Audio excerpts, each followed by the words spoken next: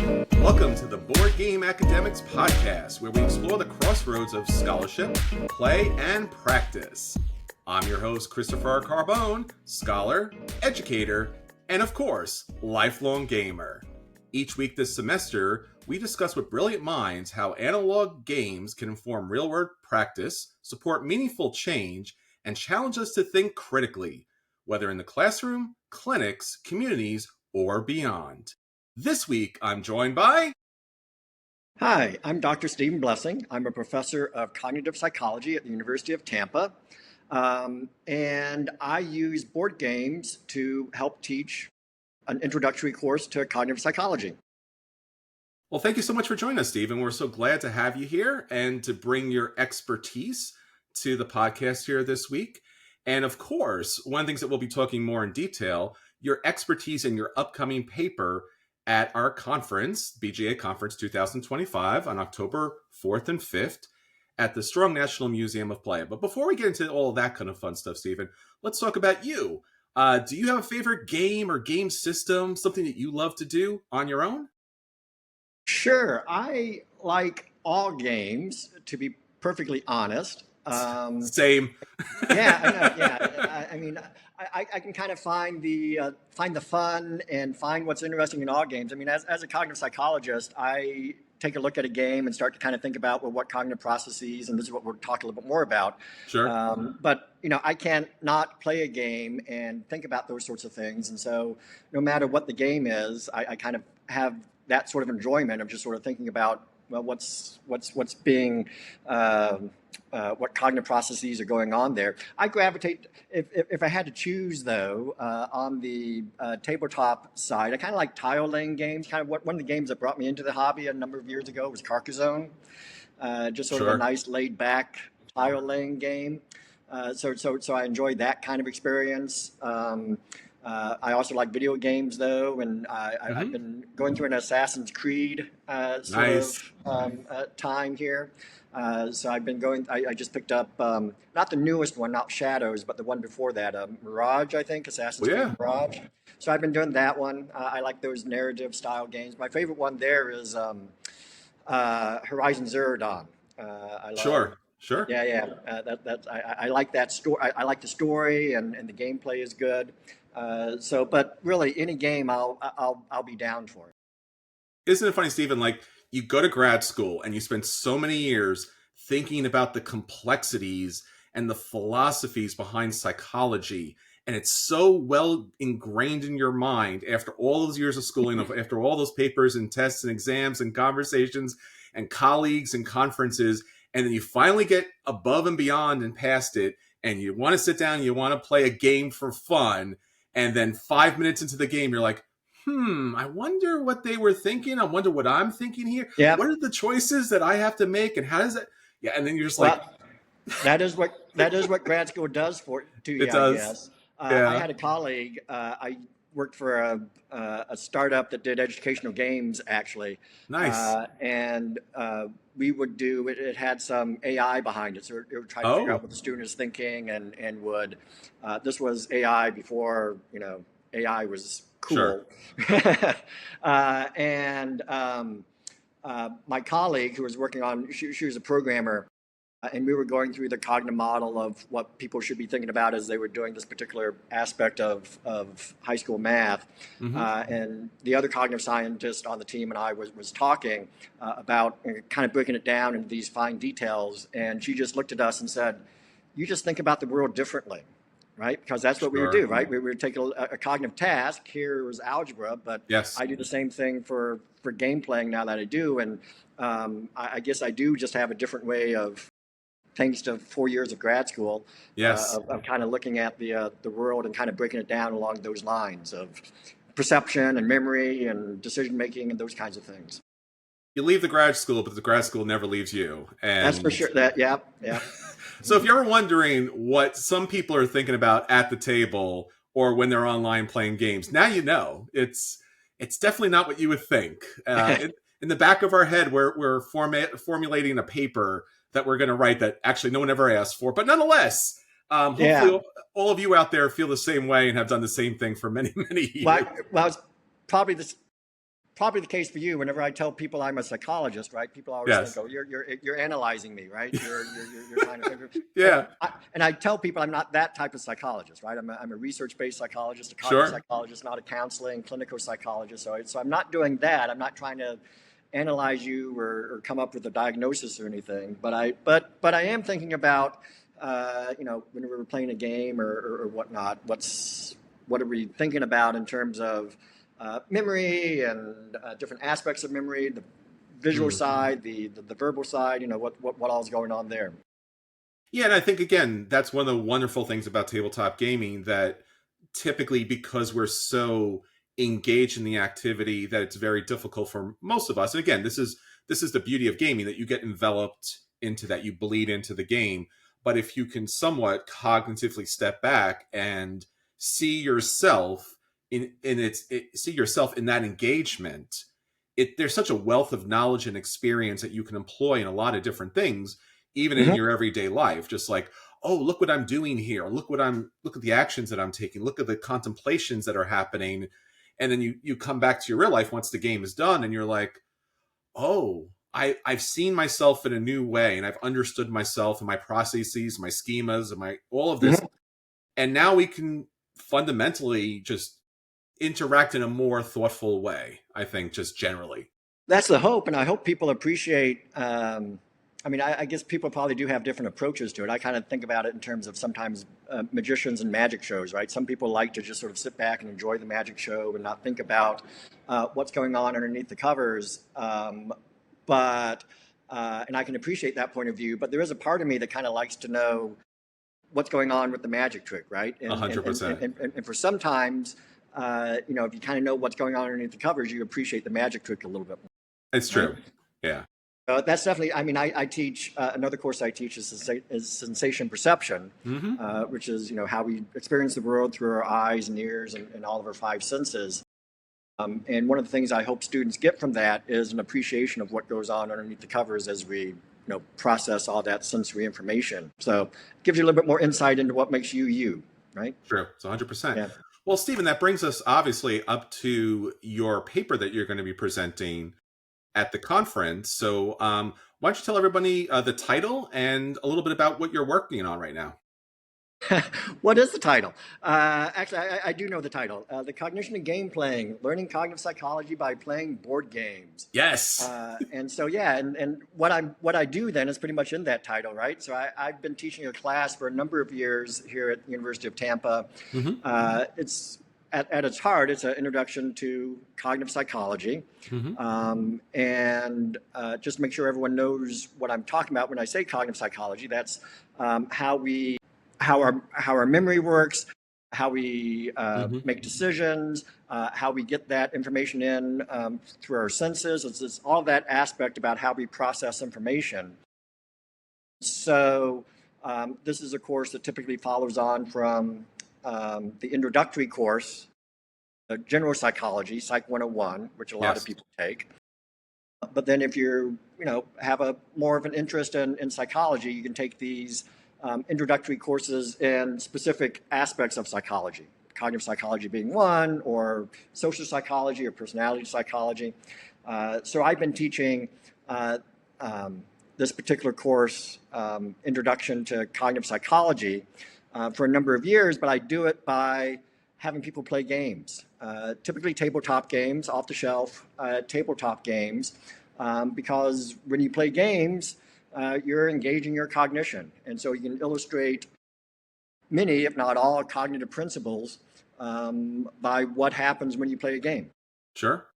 And I think again, the experiential education component of that to actually seeing that employed, especially in the cognitive processes, right? Like Yeah, because yeah. when you play a game, there's rules and there's steps, and again, there's a processes you have to kind of follow. So therefore, it kind of allows things to kind of slow down a little bit and be broken down a little bit, so it's a Yeah. little easier to follow what we're Yeah, doing. here at University of Tampa, we really emphasize experiential education, getting your hands dirty and experiencing what it is that we're teaching, learning by doing.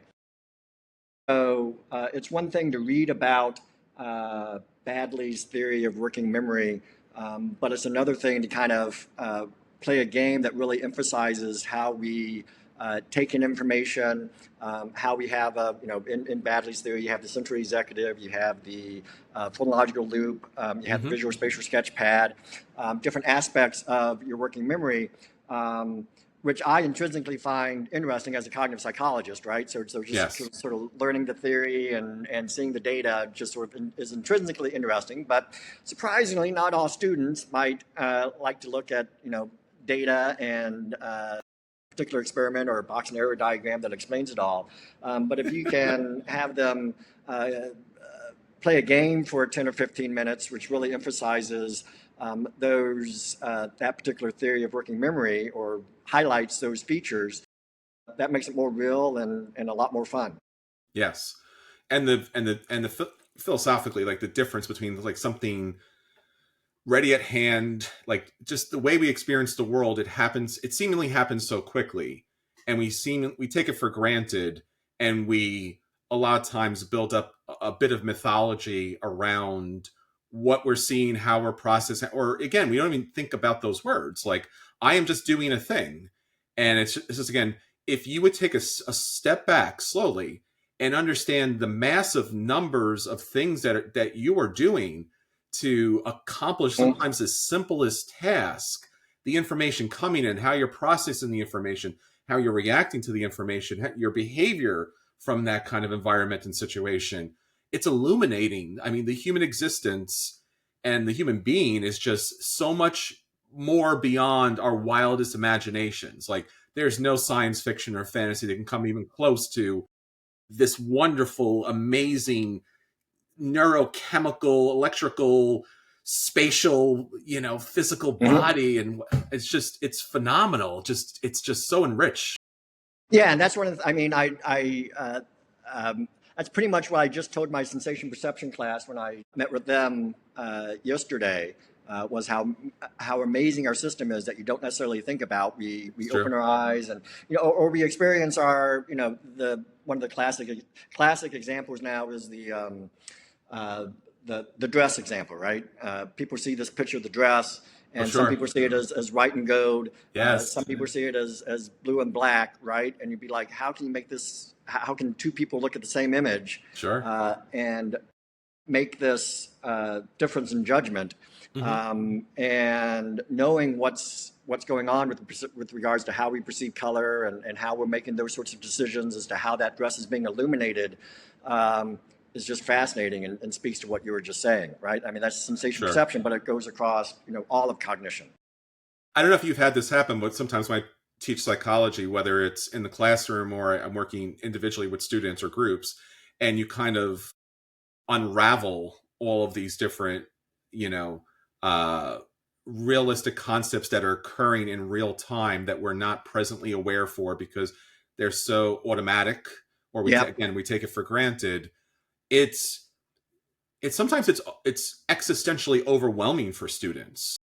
It's just Yeah. like they just conceptually they've never thought about that, or if they've never been taught about that, and it opens up this kind of otherworldly cosmic horror of just like this. Just Yeah. like I had that experience the first time I taught sensation perception. When I did grad school, I do upper level cognition, right? So it's problem sure. solving and decision making, that kind of stuff.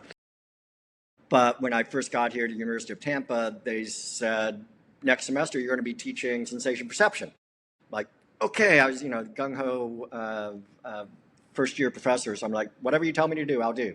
Yes. So I stayed 3 or 4 chapters ahead of the students that particular semester and really fell in love with what we were learning there. But I had this existential crisis. Yes. Because you do sort of think, okay, so I'm having all these cognitions, and that's what's enabling me Yeah. to experience the world, right? A simple thing I have my students do is to take their finger and then push it down on their desk, and then I ask them, where do you feel the touch? which is a silly Mm. question, right? So it's sort of a silly question to ask. Um, and so there'd be like, well, I feel the touch there on my finger, right? That's where I feel the touch. But you don't, that's not really why you feel the touch, right? You Nope. really feel the touch because there's stuff going up here on your parietal lobe. And it's that activation up here. So you're really feeling the touch up here. Yes. And if you start going down that, that's a rabbit hole, right? Ooh. Yeah. And you do have this existential crisis of what does it mean to cogitate? What does it mean to have these experiences? Sure. And then you start thinking about, well, like the dress example, different people can have the same Yes. stimulus, the same data can come in, but different experiences. And so it gets, yeah, if you think about it too long, you can really kind of wear yourself out a bit. I think we were talking earlier. You mentioned earlier magic, right? And sometimes you do want to know, or there is a greater appreciation for knowing the trick behind the magic trick, right? Yeah. And I believe it was Penn and Teller who used to say, it's not that we're dumb that we're tricked by the magic trick. It's that our brains are smart and it's always looking for connections. It's always looking for what would be the obvious, reasonable, rational next step. So it's so overly intelligent that it misses the dumb thing that the magician does, Yeah. that creates this brilliant kind of illusion behind all of it. And I think that's so much what we as human beings deal with on a daily basis. Yeah. Yeah, I mean, I love Penn and Teller because they often deal with that particular line of, and I saw them last time I was in Vegas. Nice. We saw their show, and one of the things that they did, and I forget what uh, they were doing. It was a card trick, Hmm. and I forget exactly how it progressed here, but um, uh, Penn was uh, making that particular point, right? Do you want to know what the trick is, or do you not want to know what the trick is? You could either open your eyes or not open the eyes as they were doing the tricks and kind of see what it is. But I love Penn and Teller because they will play with this interface between um, uh, magic Yeah. versus how we perceive the world. And indeed, Teller, I know, has actually worked with some neuropsychologists Hmm. to to look a little bit more at how people experience magic and what goes on neuropsychologically, because that's one of his kind of particular interests. Absolutely. Yeah. I mean, before we got into the podcast, even you were talking about your wife as a developmental psychologist. That's my own educational background. And I Hmm. think the thing that made me truly appreciate cognitive psychology is working with children, Hmm. because in two parts. One, because they are going through such radically different developmental changes, um, almost daily, right? Like from Yeah. one year to the next, your child is almost radically different in so many ways and shapes and forms. But also because kids are so inquisitive and in such awe of the world that they ask so many questions. And then Hmm. and as adults, our first kind of response to that, because we're used to dealing with other adults, is, haha, you're silly, you know nothing, duh, Yeah. right?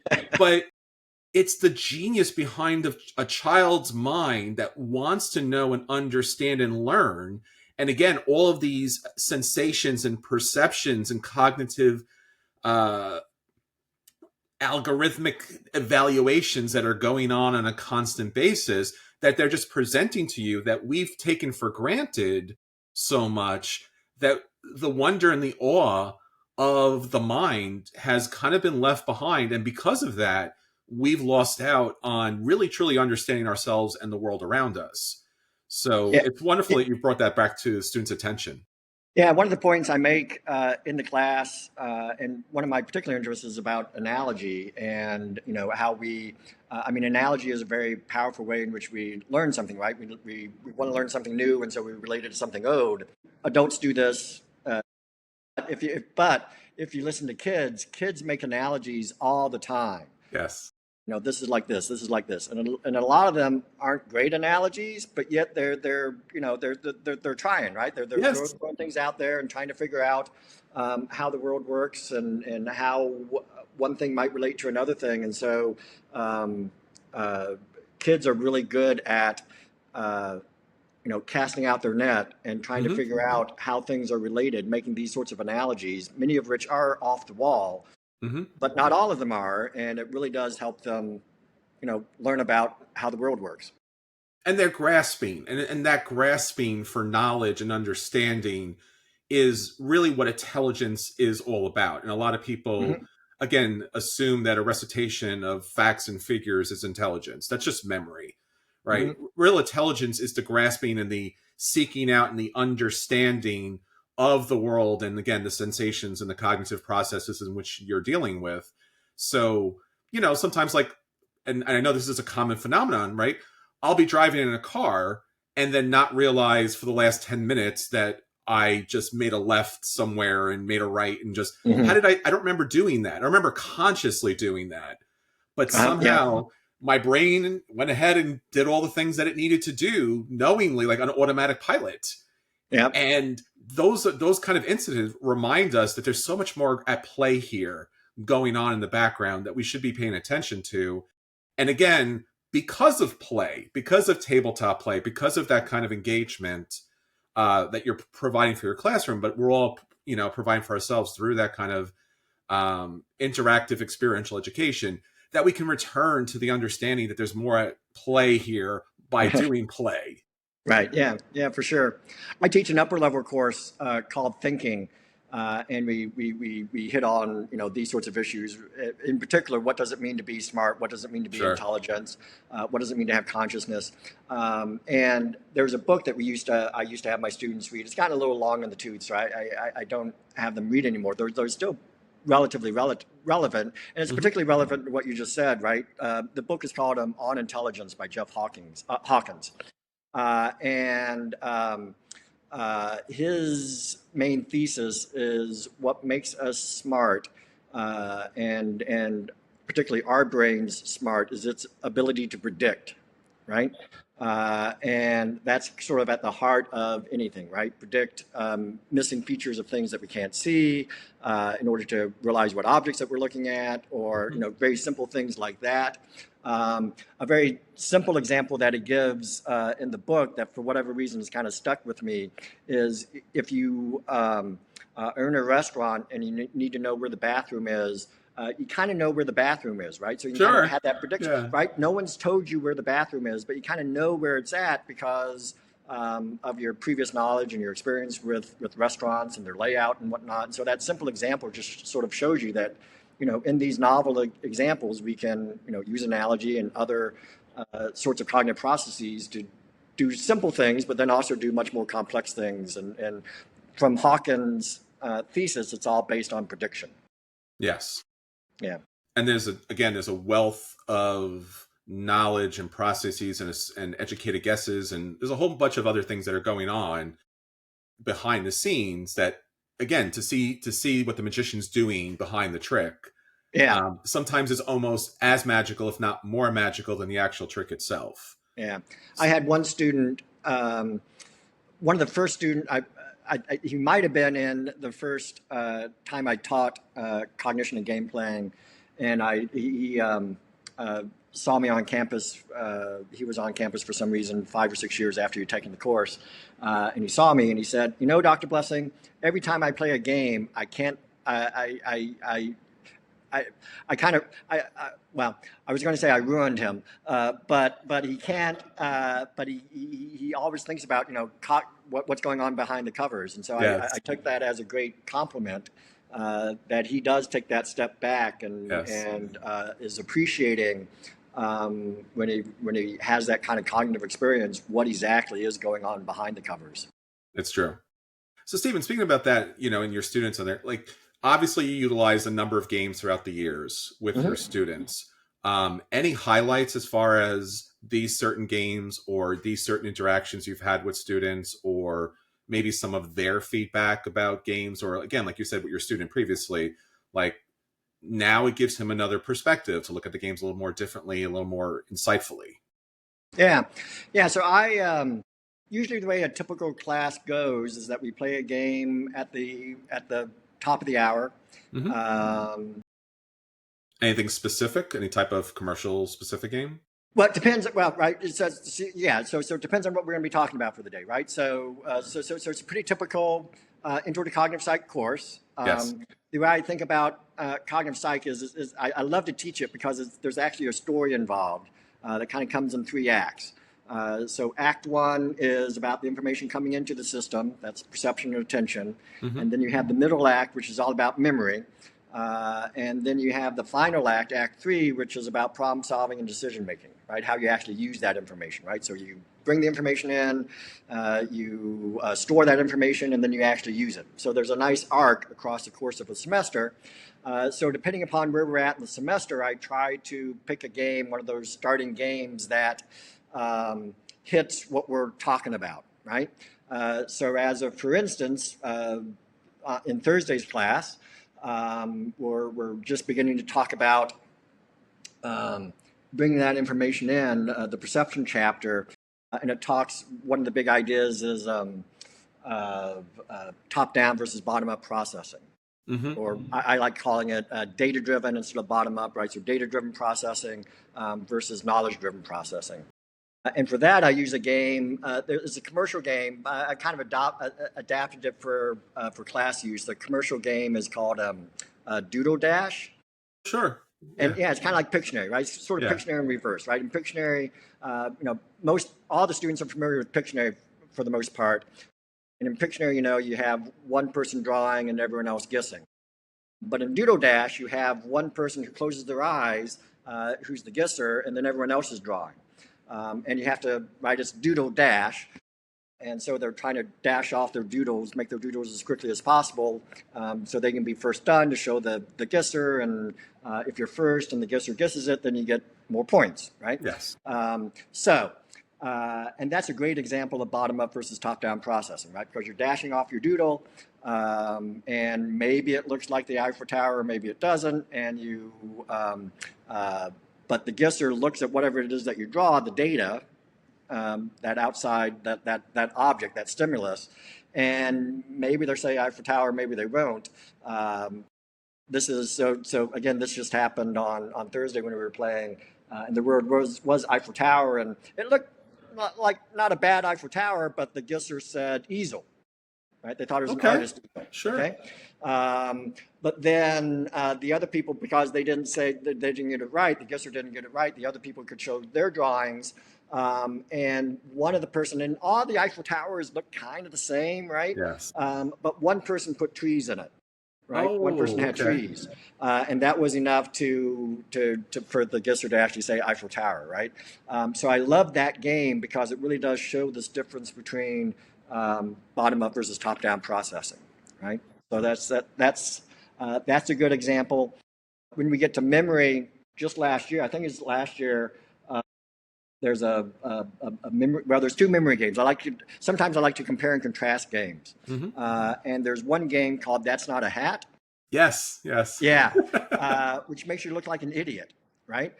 Because you're passing around these simple line drawings, and you only have to remember as many line drawings as there are people. So if there's only 4 people, you really only have to remember like 4, the location of 4 line drawings and what they're doing.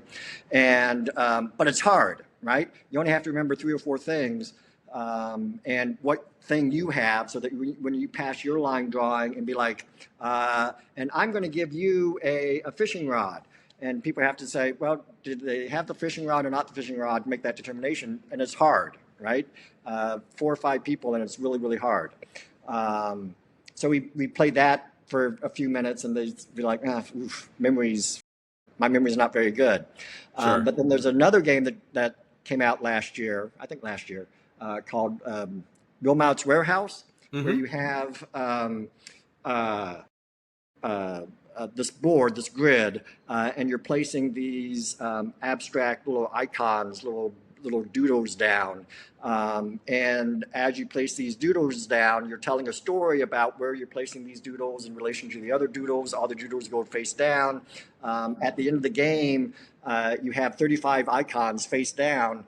And you told a story about where all these icons are, how you're storing them in your warehouse, mm-hmm. and students do great at that game, right? You can remember all 35 things.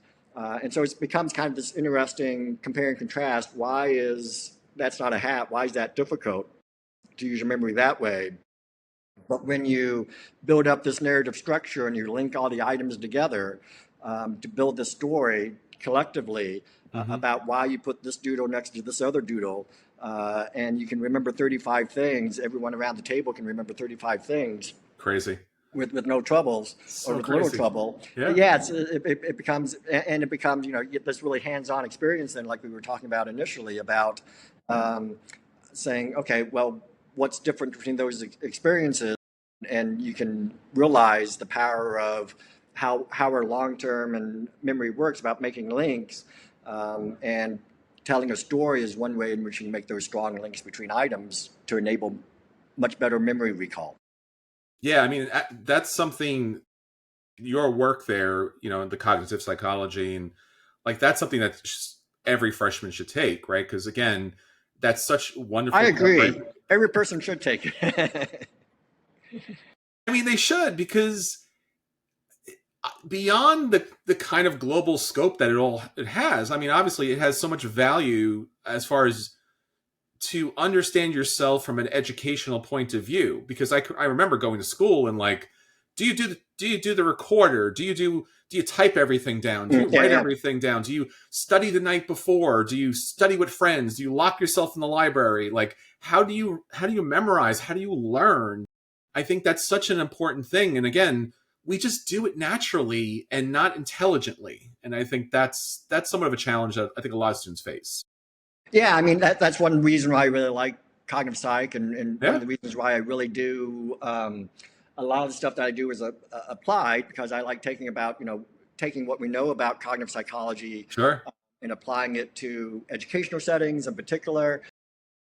I've done some work with museums, and when I was working with a startup for the educational software, I mean, it Hmm. was very much taking what we knew about how the brain processes information and Yes. using that to help students um, uh, learn new material. So that's one of the points I make in the course is that cognitive psychologists actually do know a handful of really effective studying techniques that's built upon how we process information, how we remember information, how we decide what's relevant and not relevant.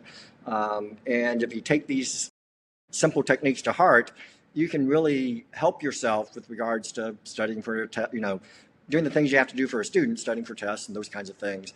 But also just in general, appreciating and how we process information. Yeah, and I think you nailed the point there, because again, from a practitioner point of view, if you are a clinician, counselor, social worker, you work in the community, you work with groups, you work with kids, you work with special populations, it's essential for you to understand and you to learn that the way people are perceiving and processing is sometimes very different than how we perceive and process different things. And to help them develop, overcome, or accommodate a lot of situations, both internally and externally, Mm-hmm. it's built upon that foundation of the cognitive psychology. I remember way back as a student that one of the I think one of the books that really kind of stood out to me was The Man Who Mistook His Wife for a Oh, Hat. yeah, Oliver Sacks. Yes, Yeah, and yeah. Mm-hmm. again, like the idea that that actually happened, right? That was actually a disorder, but it was a way in which somebody was sensing and processing the world, and it wasn't, this person wasn't mad, in a very Mm-hmm. generic pop psychology term, but again, the way the brain operates and the cognition and just the way that they operate in the world. And again, there's a lot of stories like that, a lot of strange brain injury type situations where just people can perceive the world differently, which is a wonderful thing to remember as far as when you interact with other people in the world, is that people are seeing the world, like you said, with the dress, right? Yeah, yeah. Point of view is essential, right? How you're coming to a situation, what you're bringing to the situation, how you think about the situation, how it's flavored, how it's colored, your Uh-huh. personal history. I mean, Yeah, your culture. yes. And Yeah, obviously, a lot of this plays into part, like in legal situations too, right? Witness testimony, yeah, right? I mm, saw yeah. this thing from this perspective, and therefore I thought these things. Like, wait a minute.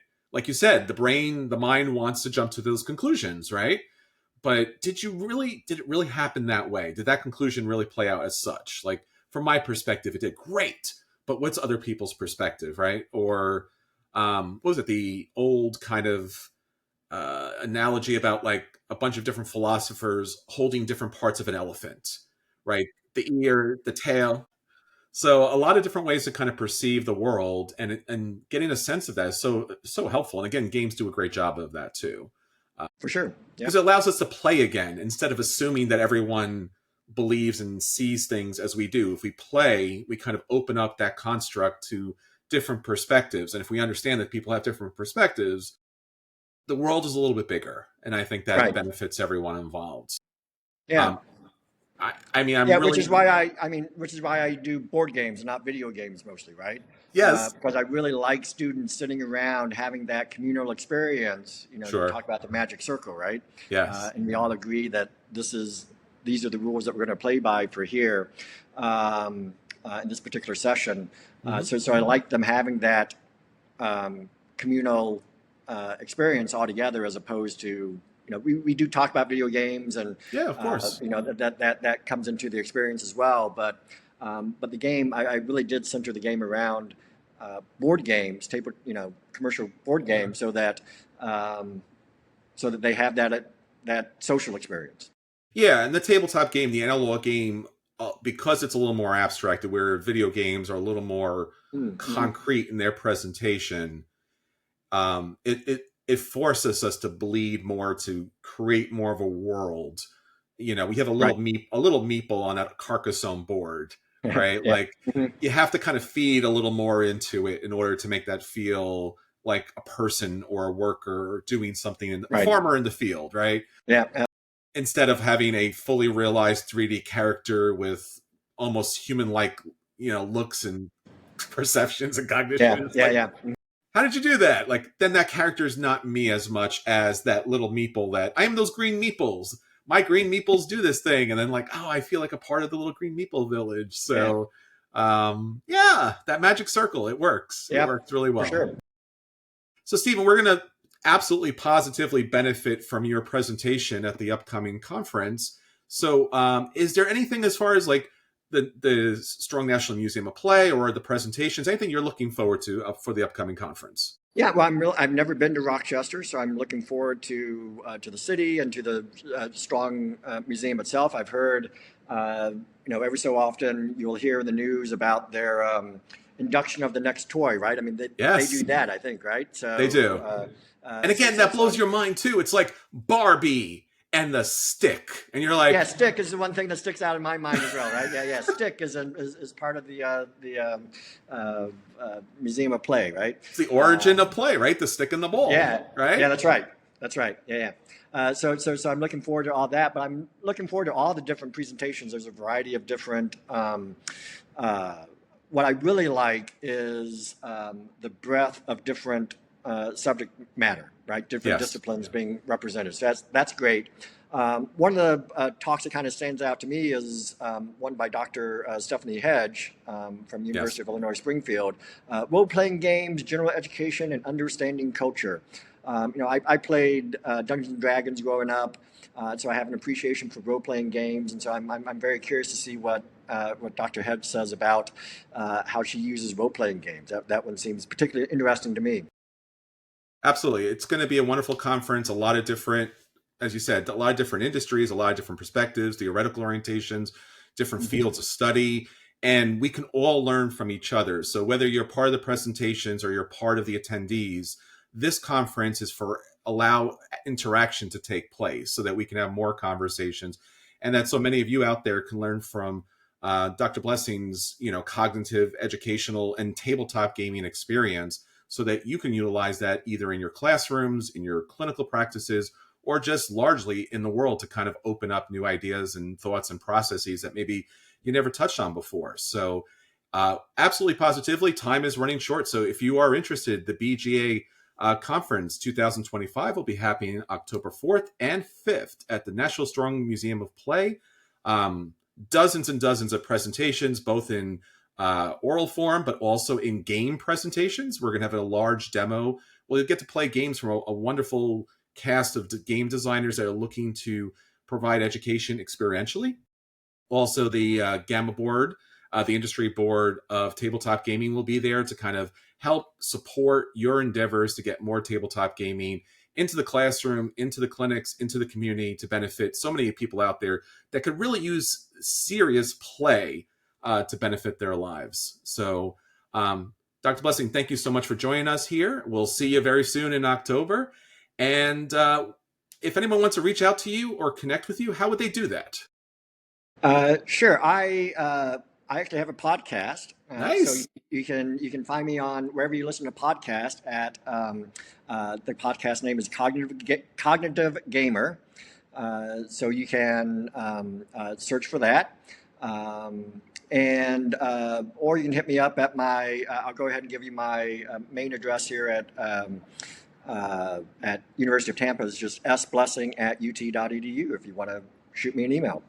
Wonderful. Well, thank you so much for joining us. Thank you, everyone, for joining us here for this semester class. And until next time, keep rolling the dice and keep thinking critically. Take care, everybody. Bye.